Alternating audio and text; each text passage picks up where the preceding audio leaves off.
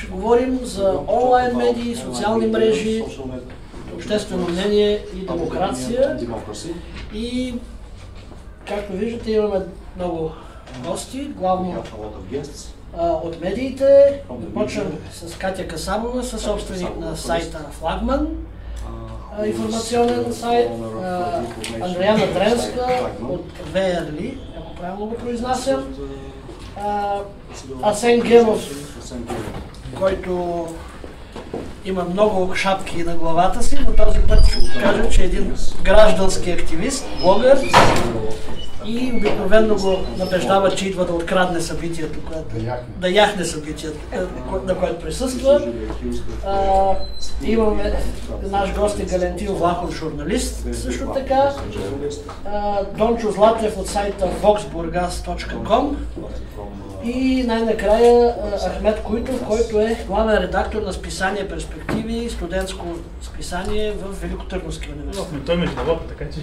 Добре, но там е редакцията. Така, тъй като темата е доста широка, може би да започнем с директната връзка между състоянието на българските онлайн медии и социални мрежи и демокрация. Катя? Аз съм готова, позволите ми да бъда права, тъй като съм пушач и Бели Медров се чувства по-добре, когато съм права. Колеги, ще започна с така нещо, което е съвсем прясно от електронното пространство на България. Сайтът Флагман преди няколко дни бе въвлечен в национален скандал за това, че по Великден е публикувал едно скандално заглавие с един скандален текст и приложени две снимки. Една бургазлийка, потребител на социалната мрежа Facebook, качва на стената си снимка на своето куче Пинчер и заявява: след малко моят Пинчер със съответното име ще се превърне в нещо друго. Очаквайте продължение. На стената на тази бургазлийка се заформя един огромен форум от нейните приятели в очакване на това, което ще се случи с кучето. След около час тя публикува плаке, в което е изпечено животно, около него има картофи и тя заявява: това е моето куче. Публиката е скандализирана и информацията като скриншот от целият този форум попада до наш репортер, който е дежурен на Великден. Трябва ли той да подложи на съмнение това, което казва самата дама за собственото си куче? Снимано живо и изпечено, вижда се главата, опашката. Репортерката, тъй като няма опит, използва една грозна квалификация в заглавието и казва: изродка от Бургас изпече пинчера си. Грозна квалификация, наистина, крайна квалификация. Всички български интернет издания в следващите няколко часа поеха тази новина, цитирайки ни с огромно удоволствие. В други случаи, когато сме правили сериозни разкрития, когато сме били първи за сериозни разследвания, обикновено ни крадат, както в текстовата част, така и снимковия материал, така и видеоматериалите ни. Но в този случай те цитират Флагман, измивайки си ръцете, усещайки, че публикуваме нещо, което, ако не е истина, бихме могли да бъдем осъдени, но те не биват да бъдат осъдени. Разбира се, дамата, която е собственик на кучето, след това претендира и казва: това не е кучето ми, вие сте нарушили моето лично пространство. Моята стена е предназначена само за моите приятели и вие нямате право да надничате в нея. Преди няколко дни едно шоу, което е крайно критично, което прави нещо като мониторинг на българските медии, определи Флагман като един сайт, който обикновено публикувал неверни новини, дори не споменаха името, с едно огромно пренебрежение и възмущение. Задавайки въпроса: защо не си проверяваме информацията от минимум два независими източника? Питам: необходимо ли беше това, когато вие направите изявление? и кажете, аз съм изпекла собственото си куче. Кой друг източник да използваме ние? Тя е първият източник. Кой е другият? Как да го проверим? Да, извинихме се за квалификацията изрод. Но така или иначе петното, което се лепна преди няколко дни на Флагман, е крайно неприятно като сайт, като информационна като медия, която публикува непроверена информация. И това за дълго време, много дълго време ще ни боли. Какво исках да кажа с това? Докъде е Фейсбук като място за лична кореспонденция, споделяне на лични мисли, на фотоалбуми? Къде се изчерпва тази негова роля? И до каква степен Фейсбук вече навлезе в реалното информационно пространство, влияйки сериозно върху подготовката на информация в информационните медии? Бих могла да говоря само за България, не знае как е в другите страни. И конкретно за нашите местни нрави, които обаче спокойно мога да екстраполирам върху цялата държава. Сайтът отдавна вече е надрегионален и държи между 20 и 30 място в топ 100. На независимия брояч Тиксо, който отразява не само информационните сайтове, но и всички останали сайтове, така, които са включени в него в България. Има много дълъг опит като вестникар, повече от 20 години, преди да се наложи да се заема със създаването на този сайт. Преди 4 години. Бих могла с достатъчно голямо самочувствие да ви кажа, че съм правила много сериозни разследвания през годините. Била съм осъждана, реабилитирана. Но това, което е... Борила съм се, понякога съм била и неправа. Заблуждението, че всъщност справедливата страна на моя страна, без да мога да я докажа. Но това, което е сега в българското информационно пространство, в интернет, а то е основното вече, е, меко казано, тревожно. Ако ние много бързи темпове, до година-две, не регулираме това, което става в интернет, това вече няма да е информационно пространство. Това ще бъде пълна дискредитация на всяка личност, която вие си пожелаете да омаскарите с малко повече пари, ако някой ви финансира. Говоря ви като човек, който е създал медия, със собствените си усилия, зад мен не стоят икономически групировки, съответно политически формирования и мафиотски формирования.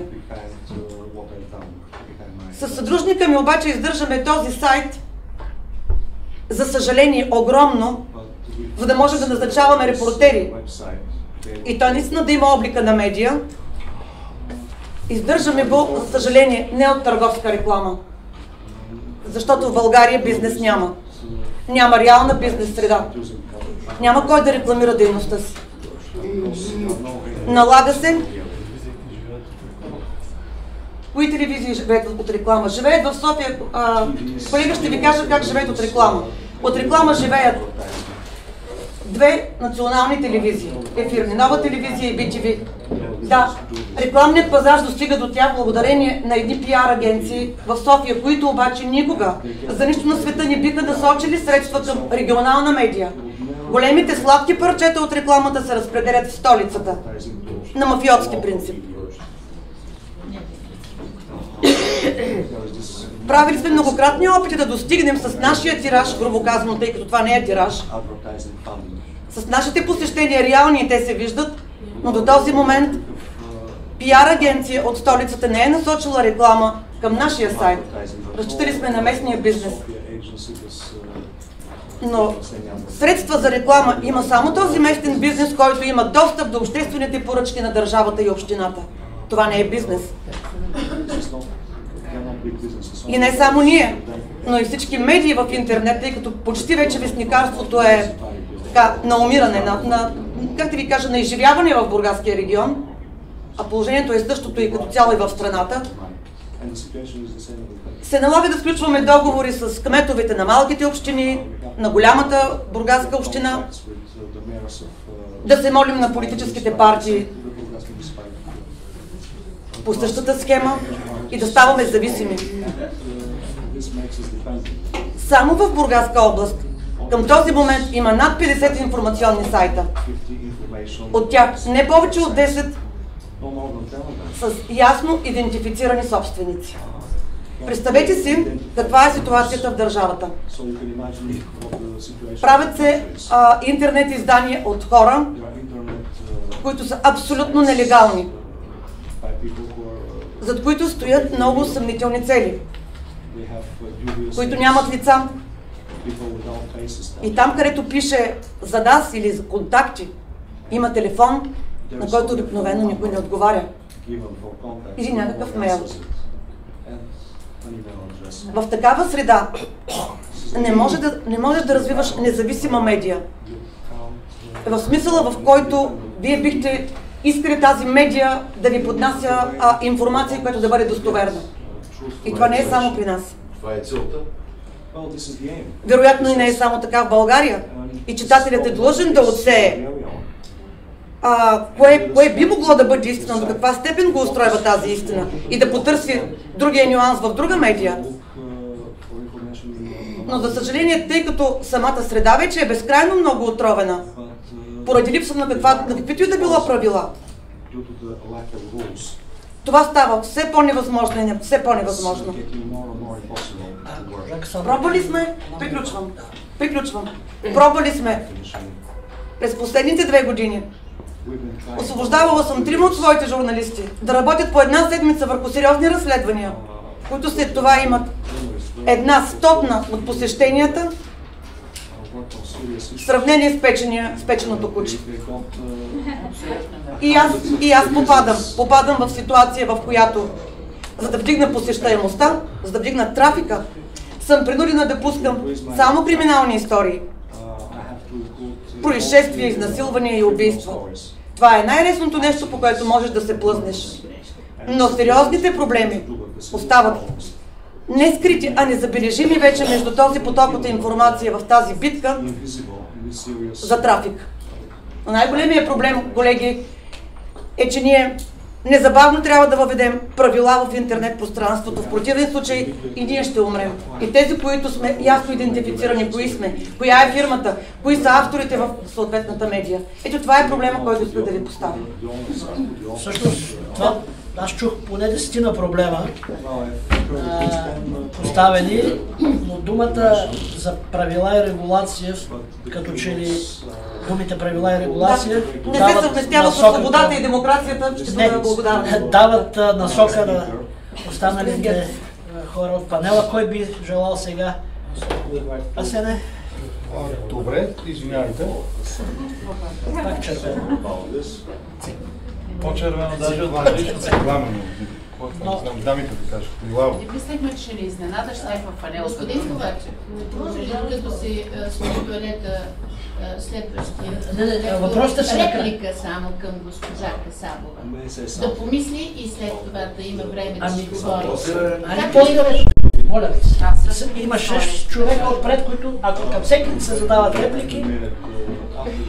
Здравейте всички, благодаря за поканата първо.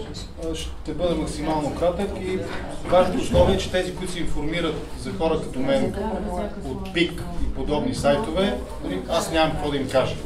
Ако искат, могат и да не присъстват в залата, няма да им се обидя.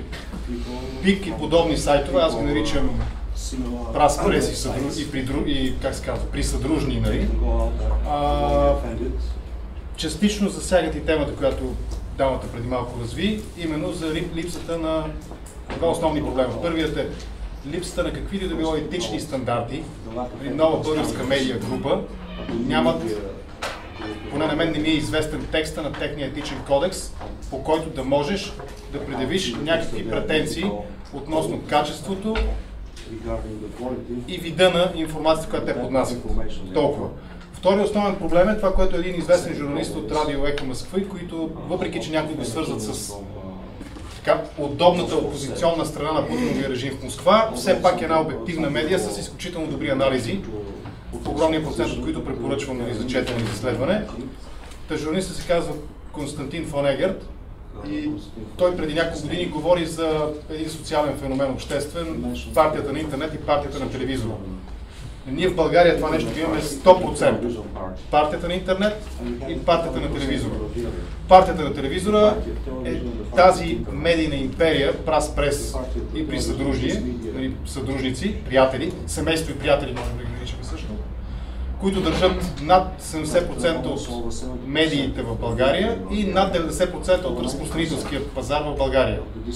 Те имат присъдружни пипълметрични компании, които лъжат както си поискат, за да може другия проблем, който там да посочи, свързан с рекламодатели и издържане на медиите през реклама, да бъде също така тотално манипулиран. И до там, че наистина има, може би, 2 или 3 максимум телевизии, които реално се издържат от реклама, всички останали изпълняват политически, пропагандни поръчки. И такъв е примера с регионалната тук телевизия, която създаде едно политическо чудовище, партия Атака и нейният лидер. След това създаде още едно политическо чудовище, сегашните коалиционни партньори на така наречените десни в парламента, ГЕРБ и Реформаторския блок. Това е медийния, ще го кажем, ландшафт, в който ние, хора като мен, трябва да съществуваме и да доказваме, че не сме без значение какви в сексуалната си ориентация, че нямаме сестри, които не са какви си в своето сексуално поведение и че, цитирам дословно, не са налели милиони в сметките на Генов, сайта Всеки ден. Оня ден, за да се обслужи поредната пропагандна политическа цел, пишеше, буквално цитирам, аз нямам нищо против такива слухове, че аз съм близък с Мария Календерска. Много хубаво момиче, ама нищо истина в това няма, за съжаление. Защо това се тиражира? То ще тиражира като част от една продължителна кампания на господин Бареков. Първоначално той плюеше по нас, протестиращите, протестна мрежа и така нататък, като клеветници, заплашваше ни със съд. После изведнъж се сети, че това може да е удобна политическа кампания и каза, че ще издигне кмет, който ще бъде приет от протестиращите граждани, от протестна мрежа в частност. Тогава тръгна драмата семейната между него и Календерска. Той беше купил дънки от Брюксел, пък тя трябваше да се върне при него, пък после излезе цялата тази история с това, че тя е много близка, цитирам отново, с хора от протестна мрежа. За съжаление не съм консумирал тази близост. За да опровергая пик в това, че съм... За да опровергая пик в това, че съм гей, Поне в това отношение. Сега, това е общо взето ландшафта, От една страна имаме медиите, партията на телевизора. Това са хората, които почти тотално в своята политическа, обществена, социална позиция, активност и информираност разчитат на семейство и приятели. Семейството, мама Ирен и маминото на 33, успяло вече 34 и всичките им присъдружни медии, организации и така нататък. От друга страна имаме една относително свободна в България, а и в световен мащаб, среда, така наречената партия на интернет, която се формулира от няколко години тече едно предефиниране на интернет пространството и се вкарва термина Web 2. Web 2.0 по-скоро. Web 2.0 е тази интернет концепция по-скоро е това, която определя интернет като съвкупност, даваща възможност на потребителите да генерират и да споделят свободно съдържание.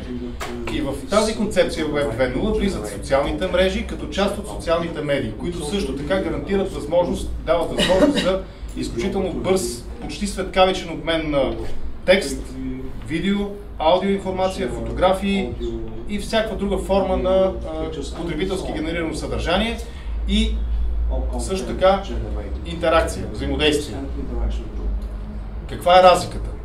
Какво не е разликата, конфликта, да го кажем така, между партията на интернет и партията на телевизора? Разликата е в това, че информацията се споделя почти светкавично, на моменти, разбира се, с грешки. Аз самия съм допускал грешки. Спомня си веднъж при една много тежка катастрофа на Цариградско шосе в София, бях решил, че се стреляли човека, защото всичко изглеждаше точно като стрелба. Имаше напукано предно стъкло с концентриран в център удар, един шофьор, който беше силно притеснен от там, че беше изпаднал в някаква форма на ступор, лежеше отпуснат на леглото и аз твитнах в Твитър, че май са застреляли няколко. До 3 минути ми звъняха телевизии да питат къде е това и се оказа, че малко по-късно провергаха, че всъщност става дума за тежка катастрофа, при която шофьора прегази да бил на място на пътник и той явно в шок от това нещо не мърда и лежи в облегнат на волана, лежеше в колата си. Забавна грешка, забавна в смисъл, че съм допуснал глупава грешка, за съжаление трагичен инцидент. Но разликата е в това, че интернет, Web 2.0, социалните медии позволяват светкавична реакция. Ще дам един пример. Експлозията, да речем, в най-рогарата в Домодедово, преди 1 или 2 години. Или земетресението, което беше в Перничко, ако си спомняте, пак преди 3-4 години, което беше много тежко, 7 и нещо, мисля, че беше по Рихтер. Люлееше се София много сериозно тогава и Перник, падаха комини, помните всичко. Буквално до половин час имаше пълна информация за епицентъра, магнитуда, щетите какви са в случая с земетресението, а в случая с Домодедово вече имаше списъци на изчезнали хора, които се издирваха. Много преди първата медия, в случая с земетресението, това беше TV7, трябва да бъдем обективни, отидоха там и започнаха да излъчват на живо. 1 час. Статистиката, без да бъда така, да претендирам за абсолютна точност, статистиката е, че радиопредаването се нуждае от 20-30 минути, за да излъчи новината, телевизията се нуждае от няколко часа, 2-3 часа, за да излъчи новината, хартийните медии се нуждаят от 24 часа от днес за утре. Интернет изпреварва всичко това. Интернет дава възможност за незабавно, аз ако сгреша, нали, моментално поне 2-3, освен троловете, нали, ще ме коригират добронамерено, за да бъде актуална информация и да бъде достоверна. Това е Web 2.0. В това отношение медиите изостават и то тези медии, които са контролирани, семейство и приятели, преси при съдружие. Тези, които са свободни медии, малкият процент от тях, се стараят всячески да са в крак с събитията. Те интегрират колкото може по-тясно социалните мрежи. Защото това позволява незабавна реакция. Нали, виждате судени, ако разгледате судъчните блокове, ще видите, че водещите задължително вече имат таблет, от който четат в момента онлайн коментарите. Нали, аз примерно съм си правил експеримента, водещите на BTV и на Нова ми светят зелено, нали, тези, които съм в Facebook, нали, в приятели сме и могат да следят, нали, че са онлайн, ми светят зелено, докато водят. Нали, те в момента следят какво се случва. Всяка една статия задължително има дискусионен форум от долу, който в обективните и свободните медии се цензурира единствено по отношение на откровени клевети или вулгарно нецензурно съдържание, докато сайта ПИК в момента, в който напише нещо за протестиращите, обърнете внимание, всяка една статия без изключение е с забранени коментари. И в 99% от случаите не е подписан. Пише ПИК. Много рядко, недялко, има доблестта да напише собственото си име и обикновено тези неща са така инкриминирани, поне по моя преценка, и аз си ги събирам в една папка и рано или късно ще се срещнем при други обстоятелства с него. Това, което позволяват медиите, ориентирам се към приключване, социалните медии и социалните мрежи позволяват от една страна да бъде компенсиран дефицита от свобода на словото в България, а в България е нещо нерадостна ситуация. За щастие не сме като да речем Северна Корея, да. Позволяват критичен прочит на събитията, позволяват и дават възможност за споделяне на различни гледни точки, които остават извън мейнстрим медиите. Например, при един протест, проправителствените медии, разбира се, ще цензурират съдържанието, свързано с полицейско насилие и произвол. Докато аз, примерно, без да се изтъквам, съм заснемал нееднократно как полицаите в София около Народното събрание издърпват през оградата протестиращи от другата страна и ги откарват към камионетите. Поне 2 или 3 такива случаи съм заснемал. В социален план, социалните медии, социалните мрежи позволяват и дават възможност за комуникация, общуване, допринасят за изграждане на някаква идентичност. Тези, които знаят за мен от моя профил, от моя блог, от моя Twitter акаунт, нали, от моите медийни появявания по телевизията, те, нали, знаят каква е моята личност, моята идентичност, знаят имам някакъв кредибилитет пред тях, нали, да речем, и имам някаква определена изградена репутация, която аз съм длъжен да поддържам, защото интернет средата позволява много бързо, нали, доверието там, какъв беше клиширани израз, нали, нищо не се цени толкова скъпо и не се продава толкова лесно, нали, като интегритета, като доверието, нали, на хората. България, за щастие и за нещастие, е изключително добре снабдена с интернет. По данни, които бяха от преди 1-2 години актуални, над 50% от населението е снабдено с високоскоростен, широколентов интернет. За съжаление обаче, тази част от населението е съсредоточена основно в големите градове. Пловдив, Бургас, Варна, София и така нататък. Но пак за щастие, това са градовете, които диктуват, нали, обществено-политическия дискурс, контекст, събитията, които се случват в България. И последното нещо, с което завършвам... за най-голямата партия, партията на празни хладилни. Айде само две изречения да завърши и ако, нали, остане време за въпроси към мен, ще се опитам да ви отговоря. Това, което е полезното в цялата тази среда, е, че могат ясно да бъдат разграничени демократичните общества, тук за пример дадоха Северна Корея, от диктатурите. Какво се случваше в арабския свят, ако си спомняте, Египет и така нататък. Първото нещо, което правиха, когато започваха на протестите, гасяха Twitter, гасяха Facebook и така нататък. Какво се случва в Русия в момента? Путин обсъжда забрана на YouTube, забрана на Facebook, забрана на Twitter, създаване на собствена интернет мрежа, каквато щяха да създават, мисля, че в Северна Корея, нали, без достъп към глобалната. Не следа, защото толкова ми е безразлична тази тема, тя обречена на провал, затова не следа в детайл. И по този начин това разделение се задълбочава и за щастие, базирано и на моя личен опит, нали, подобни в демократичните общества, подобни идеи, примерно споразумението АКТА, което беше популярно преди 2-3 години, не успя да пробие в Европейския съюз, именно защото хората знаят и оценяват свободата на словото, която интернет пространството им дава. Това са моите няколко думи.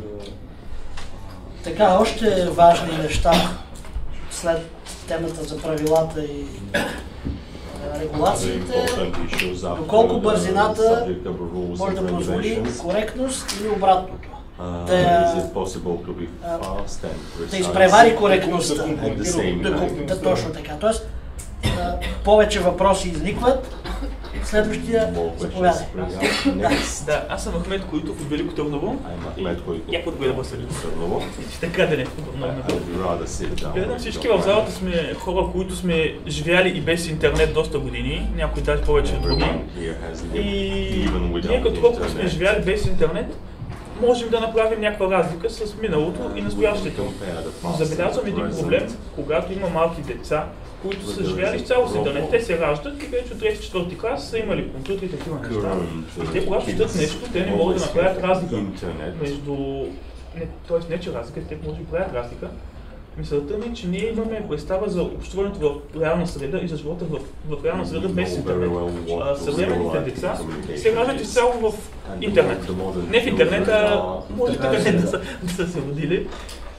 Мисълта ми е, че при тях комуникацията доста се отчуждава от тях. Те не могат да се общуват лично. Тоест, това е голям проблем, особено за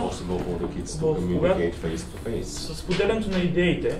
Защото когато в интернет споделяш някаква идея, а ние както се занимаваме с демокрация, с пряка демокрация, тенденцията е да върви към интернет и в бъдеще. Също да минава в интернет. Но това в някаква степен забелязвам, че ще отчужди все повече ще отчуждава хората. Когато има отчуждение между хората, това не е сигурно после дали ще могат да си сътрудничат, да се обединяват. Защото когато всеки има собствено мнение, то е хубаво да има собствено мнение, но всеки си го отстоява. Когато се реши да се прави нещо, в доста случаи събираме се, решаваме, ще правим нещо. Обаче после, когато трябва това нещо да се реализира, тези различия до някаква степен забавят реализацията, всеки си има някакво негово място и така се получава едно... Трудно може да се обясни. Трудно може да се трябва да се мисли по него. Може би имаш предвид факта, който е доказан, че ако трябва да се произведе събитие публично с участие на живи хора и се обяви във Фейсбук, най-накрая на площада идват не повече от 10% от заявилите. Тоест всички останали правят демокрация в компютъра си, но не е на живо. Това е нещо. Пеем го или песни и забим се да се компютъра като новата кръчка. Другото, което съм забелязал, и това е много другото, което съм забелязал, е когато човек има право да се сподели нещо в интернета, сега го имаме. той може да предприема някои действия, той си казва, сега ще напусвам този или онзи, влиза като анонимен, изразходва си негативната енергия и после се успокоява. И той вече просто това, което е своя негативизъм, си го изразходвал и после не предприема действия. Така виждаме да речем мои колеги, които с нещо не са съгласни, пишат няколко коментари, казват, ние нищо не можем да направим. А докато преди замислете се, не е имало, пак имало медии, но не е било толкова свободно. Хората са събирали тайно, решавали се какво да правят и така са имали по-голямо доверие и после събират се, действат и махат системи, махат всичко. А не е сега така, като имаме голям шанс да го използваме тази нещо, наистина това е голям шанс, но ние един вид го пренебрегваме и имаме го това нещо, но после не можем да го използваме, защото всеки си казва какво иска да направи. Имаме един приятел, който е така, баща му е бил в Беленските затвори и каза, дядо по-скоро. Каза, станаха индианците повече станаха вожди, отколкото индианци. А за да може някакво действие да се покара, трябва да има някакво насочено действие против нещо си. Точно това ми прави впечатление, че чрез интернет хората се възпръска се енергията. И трябва да се направи някакво... Това не се направи, хората да осъзнаят, че трябва, когато кажат някакъв коментар или нещо за някаква позиция да станат, след това да изпълняват. Ако хората само говорят, то не е така хубаво говорим, но какво ще последва. Ето ще последва евентуално тази инициатива. Трябва да убедим още 200 000 човека, за да стане реалност. Така, с една дума, на времето в Англия са казвали какво, овцете изядох хората, днес какво да кажем, интернет изяде революция. Да, и другото е да видим опита на Швейцария. Дава се път на този индуктивния метод. Хората с техните впечатления ги представят като общи заключения и това доста се прави различно. Казват, ето аз на мен това не ми харесва и го представяш като нещо все общо. Трябва да се наплегне пак на индуктивния подход и така. Очевидно е, че всеки пише от свое име в интернет, няма как да представя. Но го представя по такъв начин, все едно е всеобщо. Добре, нека да чуем и госпожа Доянска да кажем в Швейцария, където тя има опит. Благодаря за поканата. Аз съм човек, журналист с образование, с докторат и в България и в Швейцария. В момента се занимавам обаче конкретно с социални проекти, социалния департамент в Цюрих. Искам от всичко, което чувам, всичко е много интересно за мен, защото, честно казано, когато живее човек дълго време в чужбина, някак си почва да се отдалечава тук от нашата действителност и някакви неща не ги разбирам. За мен е много така полезна тази информация, която чувам. Виждам какви тенденции са тук. Аз, когато Даниела ме помоли да участвам в този панел, зададах въпроса какво ще бъде най-интересно за вас тази аудитория да кажа, защото все пак Швейцария е един от най-добрите примери, които имаме в европейски мащаб. И само върху това ще акцентувам, че информацията в Швейцария, това е нещо, което се пише с големи букви. Няма значение дали това е в медии, дали информация в отношение на административни услуги, дали информация в отношение на парламента, на депутатите, какво правят. Това е просто нещо от общата култура на швейцарците. И това е на конфедерация, в която от 8 милиона души, 2 милиона са чужденци. Съзнателно казвам тази цифра, за да видите колко, нали, с 4 различни езика и колко много в първи момент различия има в тази страна и въпреки всичко функционира и медиите, и интернета, точно в посока, която всички България тук искат да бъде. Много интересно как този феномен Швейцария успява да стане. Има просто много висока култура на общуване. Това е, което така най-накратко мога да кажа. Тези тенденции, които вие споменахте, ги има също в Швейцария, че интернета някакси променя отношението на младите за комуникация. Това е в световен мащаб, това са неща, които навсякъде са така. По отношение, нали, на интернета и частните сайтове и така нататък, там е много по-голям контрол, като че това, което чувам тук е ужасно, просто тези примери, които в момента като информация получих. Аз мисля, че за вас ще бъде интересно да ви кажат неща от, примерно, администрацията, тези публичните услуги, които са в Цюрих, защото аз живея в Цюрих, и да ви кажа някои неща, които знам със сигурност за електронното гласуване по интернет в Женева, нали? Защото това всичко е свързано с темата на конференцията. Услугите, които са административните в Цюрих и не само Цюрих, другите, нали, градове, все повече се разрастват. Това е нещо съвсем нормално. По електронен път да се поръчат формуляри или някакви документи, които ви трябват. Спестява се времето на хората, което е съвсем ясно. За 4 дена получавате документите си вкъщи, може и същия ден, ако до 12 часа на онлайн шалтера на гишето сте си дали заявката какво да постигне. Въобще нещата са канонизирани, нали, много добре в за Цюрих, което знам със сигурност. Има документи, като почнете от адресна регистрация в рамките на града, онлайн до термина да се статеното си тържество, да ангажирате, всичко става по интернет, документи най-различни, от акт за раждане, там смъртен акт, свидетелство за граждански права в средата, в чужбина, така, всичко до това може да се поръча по интернет. Данъците и плащането също, тук в България тези неща, част от нещата ги има вече, което е хубаво. Просто идеята е да се улесняват хората, защото живота е много напрегнат и хората ценят много времето. Информацията е важна точно това, за да се спести времето на хората. Има сега по въпроса за гласуването по интернет в Женева, имат 2003 година беше проекта първо, който успяха да реализират гласуване по интернет. Тогава 50% от населението, които са гласували електронно, са били между 20 и 30 годишни. Нали? Просто като корелация да се види в каква възраст най-много гласуват електронно.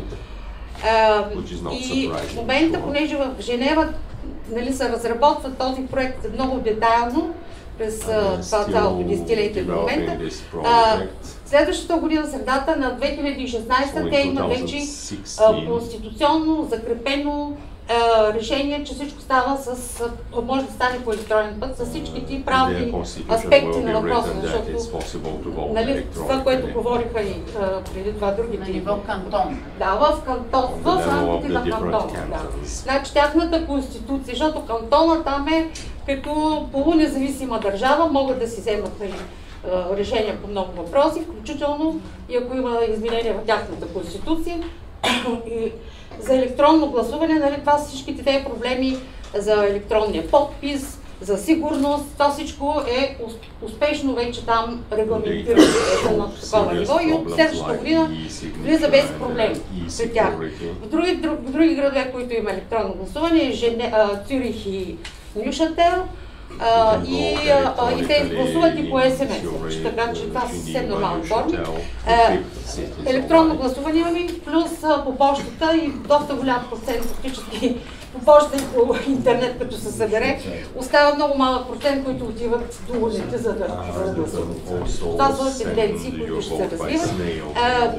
Електронно гласуване имат, например, за нов национален химн на Швейцария, който интересно е, нали, че те до 12 септември сега тая година минават по интернет това гласуване, кой химн да избрали са 6 варианта, нали, за новия химн и трябва до 12 септември да кажат по електронно гласуване на кой от химновете се спират хората и след това има комисия и това ще бъде 50% от решението кой да бъде новия химн на Швейцария, защото стария от 1840 година и всичко, както виждате, много неща те решават електронно.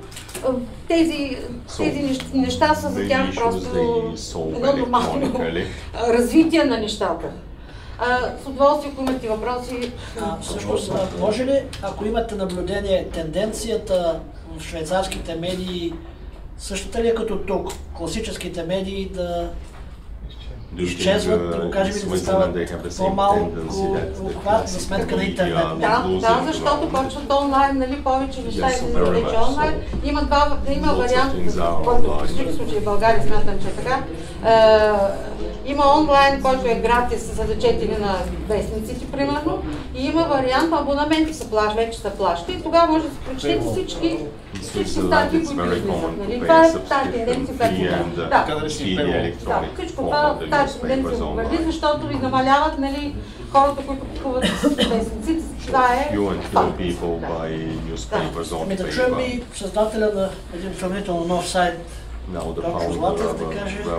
Здравейте първо на всички. Аз като един от хората, които излизайки от този университет с образование в тази сфера, забелязах каква е ситуацията в България и ми се иска да говорим по-скоро за нея. Ситуацията е следната. Ако искаш да имаш читаемост, както каза и госпожа Касабова, трябва да залагаш на определен тип новини. Това е тенденцията. Но въпреки това, морето е прекалено голямо и в него има място и за малки, и за големи риби, и за средно големи риби. Тази популярна приказка, която ние знаем. И за това, може би, основната роля в процесите, в онлайн медиите, именно на медиите, на журналистите, не толкова на потребителите, не толкова на държавата. Защото когато ние сами решим какво искаме да публикуваме, каква информация искаме да предоставим на хората, и когато го правим това нещо, ние залагаме името си, ние залагаме репутацията си, ние залагаме името на медията, която представляваме пред обществото. Много от вас виждам дори в момента използват своите мобилни телефони, гледат новини, дори нашите гости сутринта ми направи впечатление. Първата задача беше да видим какво се е случило в новините. И това е разбираемо. Всеки иска да знае какво се случва не вчера, не онзи ден, а днес. Какво каза съседа вчера, нас не ни вълнува на чисто битов план. Но какво каза човека, от който зависи нашето бъдеще днес сутринта, на нас ни вълнува на секундата. Бургас е един от градовете в България, който има много богат пример в електронната демокрация, в публикуването на решения, които се взимат от администрацията в региона, от общинския съвет, от общината. Сесиите на общинския съвет се излъчват пряко в интернет и всеки един човек от другия край на света с IP адрес, само един линк може да гледа какво се случва в Бургаския общински съвет. Това е един много хубав опит, който ние можем да покажем на другите общини. Но говорейки за отговорност, за това какво се публикува в интернет от медиите, аз смятам, че ние, хората, които работим в медиите, сме първоизточника, първоприемника на тези отговорности. Може би тук е интересно да обърнем внимание на обществото. Защо една новина, пикантна, жълта е по-интересна за обществото от стойностните разследвания? Предполагам, госпожа Касабова ще подкрепи това. И тя го казва. Пъти повече четени са новините, които става въпрос за нещо, което е жълто, пикантно, отколкото ако някой се опита да направи нещо стойностно и да го представи на обществото. Защо се е стигнало до там е един много дълъг разговор, който дълго време не е бил провеждан в нашето общество. Но това не ни освобождава и да кажем, окей, и ние правим същото, за да може да покрием някакъв капацитет от посещения и от четения. Сайта, на който представлявам, все още не е направил една година, но вече имаме десетки хиляди посещения и хората най-много и хората, които ни пишат, най-много оценяват от нашия сайт това, че няма криминални новини, няма жълти новини. И аз вярвам, че тази вълна на любопитство в хората, в любопитство на това какво се случва в чуждия живот, voxburgas.com. voxburgas.com.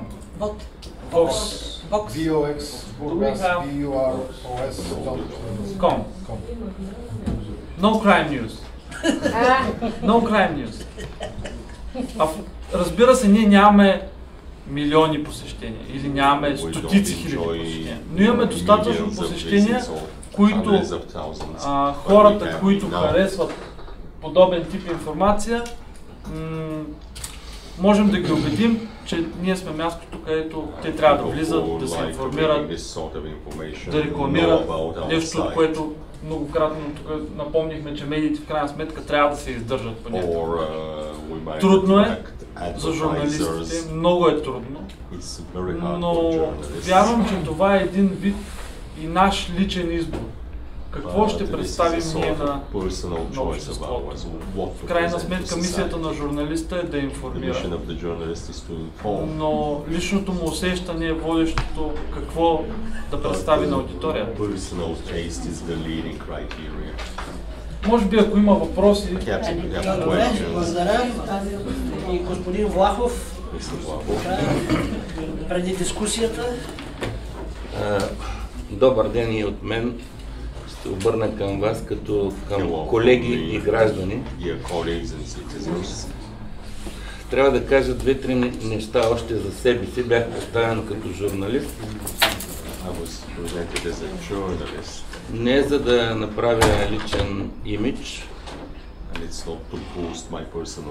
а за да разбере аудиторията с какво точно се занимавам в момента и евентуално да постави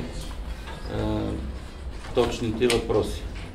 След като бях 25 години в медийния бранш, като журналист и управленец, в момента се опитвам да целият си опит да го обединя в една така аспирантура научна под името кибернетични аспекти на медийните финанси.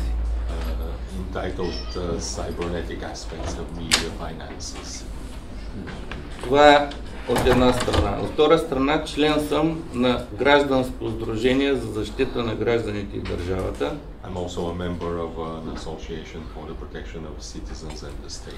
Което се е извоювало правото да присъства в комисиите на Народното събрание.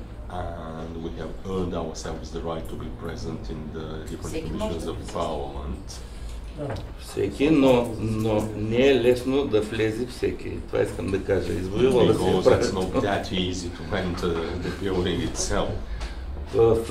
на пропуска в Народното събрание, нашето движение и сдружение, което има намерение да работи и с сдружението на Даниела. Има списък от хора, които влизат по комисиите и ги пускат със всеки един момент. Ще ви преведем тази практика. Сигурно се. Искам да ви кажа по този повод, че този уникален пример, който видяхме от гражданското общество в Исландия,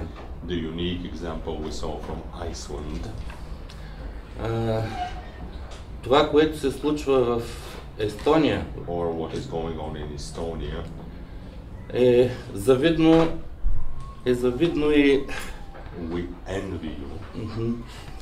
и ако трябва да започнем ние от някъде,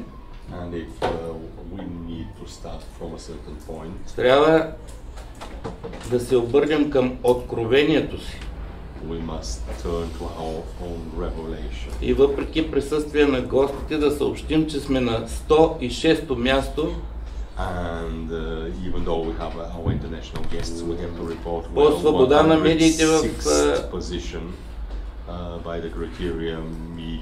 според класификацията на Репортери без граници. And this is the official ranking of reporters without 106th place is ranked. 106. 106th. Не знам дали не е нужна минута мълчание.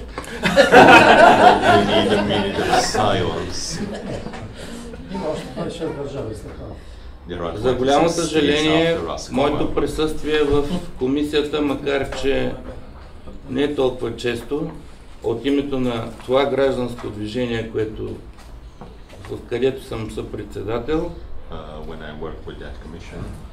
показва, че в вътрешен план на работата на парламента и специално в тази комисия не се интересуват от този въпрос. I see that Parliament and this particular commission are not at all interested in the issue. Като човек, който се опитва да въведе някаква методология в опита си и да го изрази като на лист хартия,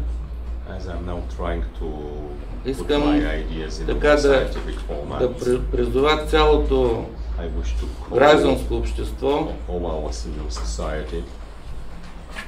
да тръгне към една обща дефиниция на проблема. Тоест, проблема трябва да е ясен,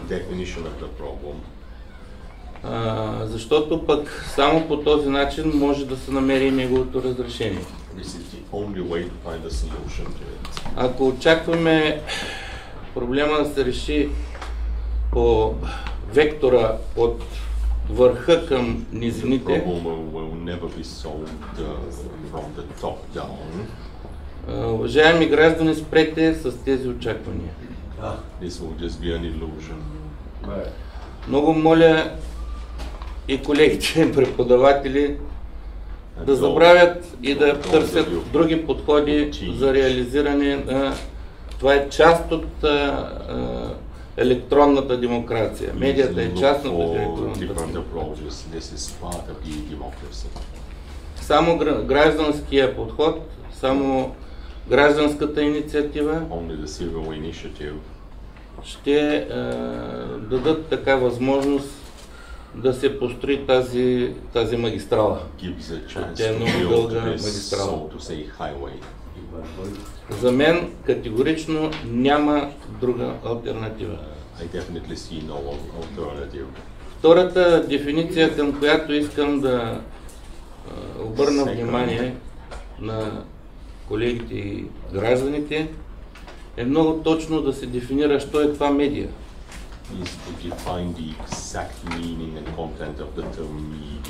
Много ви моля, не наричайте интернет, Фейсбука медия. Това не е медия, това е пространство. Случая, който разказа Катя Касабова, той е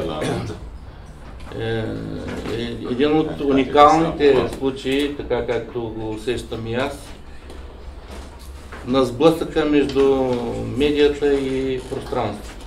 Това е пресечна точка на медията и пространството.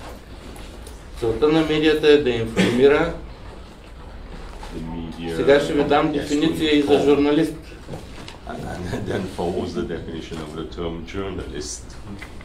Уважаеми колеги, журналист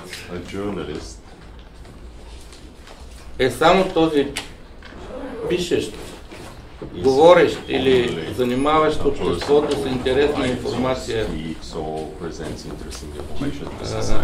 човек, защото не съм виждал друг вид журналист,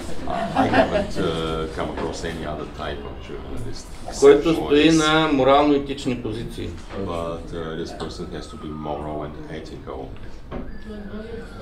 Може да е с високи качества да говори, да информира. Но само един малък реверанс към манипулацията. But you allow yourself to manipulate things just a little bit. И той вече не е журналист. And you're no more a journalist. Манипулатор. You become a manipulator. Най-модерната идея за манипулатор идва от севера. Това е едно северно легендарно същество. Това е тролът. And this is the troll, yes. Ние вече знаем и говорим за интернет трола. We now talk of internet trolls. Виждате ли колко много дефиниции за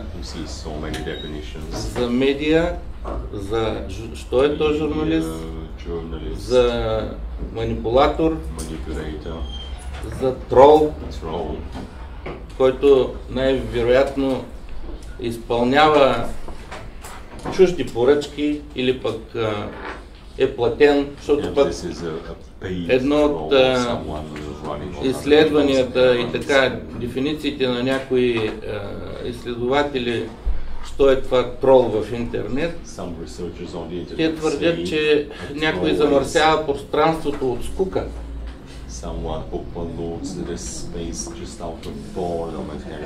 А други обаче го правят преднамерено, по поръчка. И по този начин разновидностите стават така N на брой.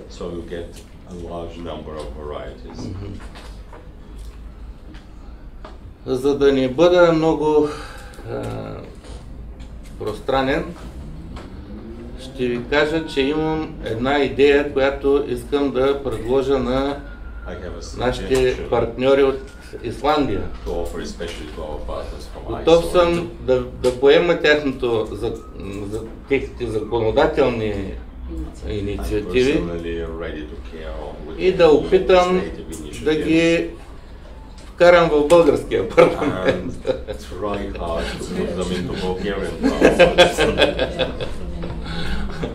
След това ще държим връзка, за да ви обрисувам точните реакции. А вие ще ми обещаете, че ще информирате оттам цялото европейско общество.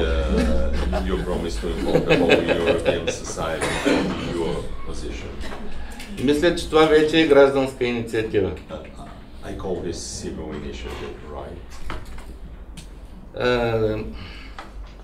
Исках да ви поговоря и малко и за този, който даде дефиниции на манипулацията, но те може би вече са малко устарели. Това е Ноам Чомски, един известен американец, изследовател в медиите, който даде 10 пункта, по които може да се ориентирате какво е това манипулация. Един от тези пунктове е да се държат към вас като към деца.